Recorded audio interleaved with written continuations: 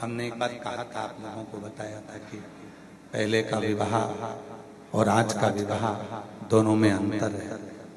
शंभू, पहले के विवाह में और आज के विवाह में दोनों में अंतर है।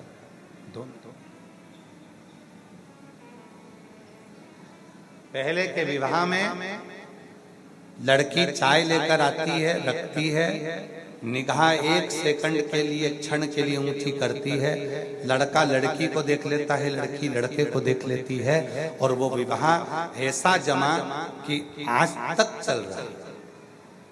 आज तक वो चल रहा है। और ना मानो तो ईश्वर रतिराम पाटीदार, क्यों पाटीदार जी, पुराने समय का जो संबंध होता था, और हमको लगता है पाटीदार जी आप भी गए होगे ना, तो आपने भी तब 2-4 घंटे मिलकर बात नहीं करी होगी हमारी काकी जी से। करी थी क्या? नहीं, केवल गए, मिले, रिश्तेदार बता दिए लड़की है, ये लड़का है, संबंध पक्का हो गया, 2 क्षण के लिए देखा, पक्का हो गया, और आज तक चल रहा। और एक आज का संबंध लड़का लड़की को मिला, लड़का लड़की से संबंध हो गए, मिलाया जाए, मिलाया जाए,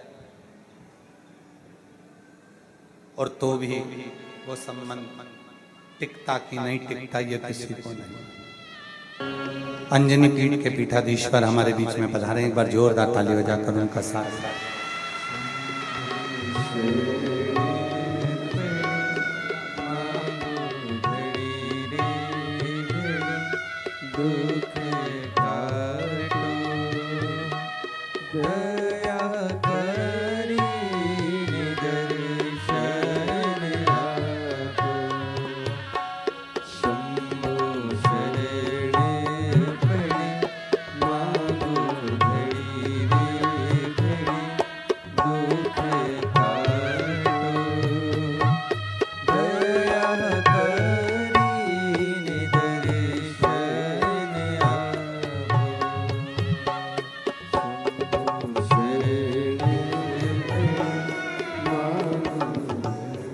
पूर्व का जो संबंध है, उस पूर्व के संबंध में एक क्षण का देखना होता था। थोड़ा मिठास डाल दो, गला पकड़ रहा है बाबा, बहुत ज्यादा साउंड बेकार चल रहा है। पूर्व के संबंध में एक क्षण का मिलन होता था, और वो एक क्षण का मिलन जन्म तक चलता रहता था। एक आज का संबंध, माँ बाप होटल बुक कर लिए, 17 करोड़ की शादी की तारीख निकल गई, दोनों के फोटो शूट करने के लिए गए थे घूमने, छोरी छोरे को निपटा दी। अब तो हमको टेंशन होने लगा राघव की शादी का। कहां गया विश्वास, कहां गया भरोसा। एक निवेदन है, करवत हाथ जोड़कर, बच्चों को डॉक्टर बनाओ, इंजीनियर बनाओ, कलेक्टर बनाओ, तुम्हारी मर्जी पड़े वो बनाओ, खूब पढ़ाओ, पर अपने घर के बच्चों को एक लोटा जल चढ़ाने का संस्कार भी दो कम से कम। वो आपके बच्चों के संस्कार प्रबल होंगे तो वो कभी किसी को धोखा नहीं देगा।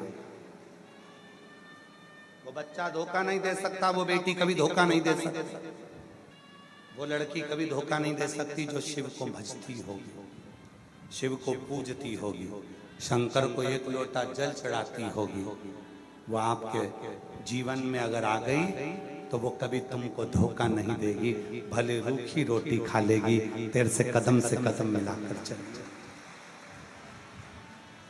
संबंध क्या हो गया आज के जमाने को, पानी की टंकी में, बाथरूम के फर्श के नीचे, मिक्सर में, क्या कहां गए?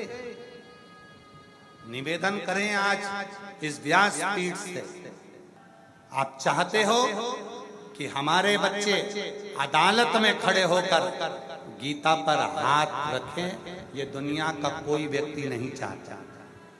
अगर बचपन में अपने बच्चों को गीता पढ़ने के लिए दोगे, गीता सुनने के लिए दोगे, और सत्संग में लेकर जाओगे तो ये पक्का है कि तुम्हारे बच्चे कभी अदालत में खड़े होकर गीता पर हाथ नहीं रखेंगे।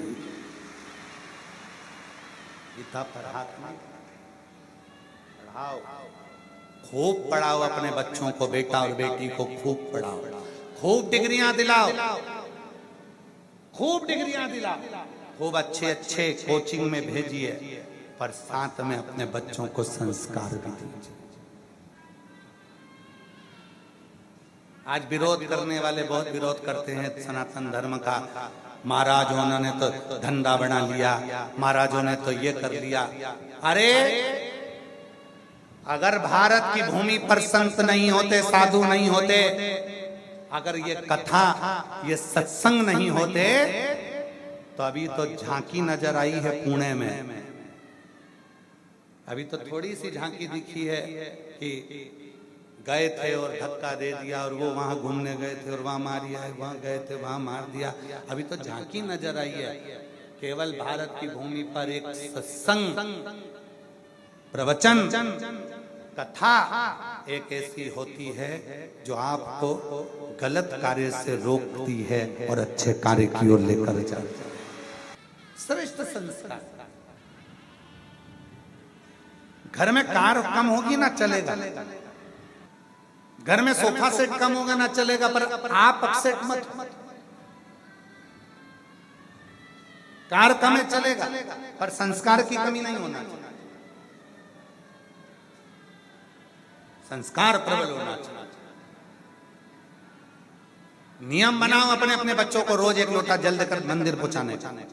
देखो, जिसके घर के बच्चे मंदिर की सीढ़ी पर चढ़ना प्रारंभ कर देते हैं, जिसके घर के बच्चे शंकर मंदिर में एक लोटा जल चढ़ाना प्रारंभ कर देते हैं, उस घर का बुजुर्ग कभी वृद्धाश्रम में नहीं मिलेगा, कभी नहीं मिलेगा वो वृद्धाश्रम में। जाना, वृद्धाश्रम में जाइए, पूरे भारत के जितने वृद्धाश्रम में सब में जाकर देखिए, ठेले चलाने वाले का माता पिता कभी वृद्धाश्रम में नहीं मिलता, सब्जी बेचने वाले के माता पिता कभी वृद्धाश्रम में नहीं मिलते, फल बेचने वाले के माता पिता कभी वृद्धाश्रम में नहीं मिलते, कबाड़ा बीनने वालों का, कबाड़ा बेचने वालों के माता पिता कभी वृद्धाश्रम में नहीं मिलते। गरीबी में गुजरान कर लेंगे और अपने माँ बाप को वृद्धाश्रम नहीं भेजते। वृद्धाश्रम में तो अच्छे अच्छे पढ़े लिखों के माँ बाप वृद्धाश्रम में बैठकर रोटी खाते हैं। गरीब का नहीं मिलेगा, किसी ठेले चलाने वाले का, किसी गरीब आदमी का माँ बाप कभी वृद्धाश्रम में नहीं मिलेगा। वो रूखी खाएगा पर अपने माँ बाप को रखे, सेवा करे, खूब पढ़ाओ, खूब विद्याध्ययन कराओ, पर साथ में संस्कार दीजिए, ज्ञान दीजिए। हमारे घर के बच्चे गलत मार्ग पर ना जाए।